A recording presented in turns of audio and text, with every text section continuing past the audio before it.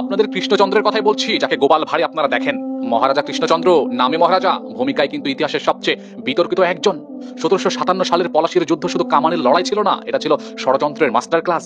আর সেই ক্লাসে যারা নীরবে ফার্স্ট বেঞ্চে বসেছিলেন তাদের একজন ছিলেন এই কৃষ্ণচন্দ্র।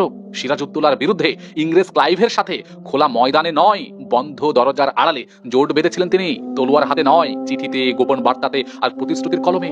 ইতিহাস বলে সেই কৃষ্ণচন্দ্র সরাসরি যুদ্ধ করেননি, কিন্তু যুদ্ধটা যেন ঠিক মতো হেরে যায় নবাব, সেটার বন্দোবস্ত ঠিকই করেছিলেন তিনি।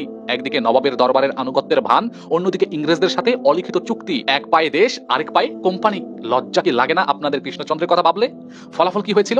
সিরাজ পরাজিত হলো, বাংলা পরাধীন হলো, আর ইংরেজদের লাল গালিচা পেতে দেওয়া হলো। তাই ইতিহাস তাকে মনে রেখেছে মহারাজা হিসেবে নয়, বরং এক রাজকীয় বিশ্বাসঘাতকতার প্রতীকে।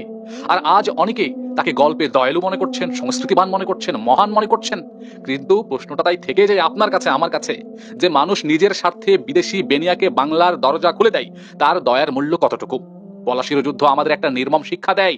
দেশ অনেক সময় শত্রুর হাতে নয়, নিজের লোকের হাতেই আগে হেরে যায়। আর ইতিহাস সে কখনো ভুলে যায় না। নাম পাল্টালেও ভূমিকা সে ঠিকই মনে রাখে। তাই তো ইসলাম ধর্মে মুনাফিকের স্থান সর্বনিম্ন জাহান্নামের। আপনি কি মেলাতে পেরেছেন? আপনি দেখছেন কৃষ্ণচন্দ্রকে, খুব সুন্দর, হাবাবোবা, কোনো সমস্যায় যেন নেই, কোনো অহংকার যেন নেই, কোনো বুদ্ধি যেন নেই, অথচ তিনি গোপাল ভাঁড়কে মিলিত করে এক করে মুসলিমদের বিরুদ্ধে, বাংলার নবাবদের বিরুদ্ধে কি কাজ করেছেন, কি কাজ করেছিলেন, সেই ব্যাপারে কি তথ্য রাখেন? দয়া করে এপিসোডগুলো দেখা বন্ধ করেন, দয়া করে একটু গবেষণা করেন। আমাকে ভুল বোঝার কোনো কারণ নেই, বিনোদন হিসাবে সেগুলো নিতে যাচ্ছেন নেন, আমার কোনো বাধা দেওয়ার কিচ্ছু নেই। জাস্ট নিজের জাতির কথা, নিজের ধর্মের কথা, নিজের ইতিহাসের কথা মনে রাখেন। যারা গাদ্দার তারা গাদ্দারি। মীর জাফরকে ঘৃণা করেন, অথচ কৃষ্ণচন্দ্র রায়কে খুব ভালো মনে করেন, অথচ গোপাল ভাঁড়কে খুব ভালো মনে করেন। এটা কি লজ্জার নয় ভাই আপনার আমার?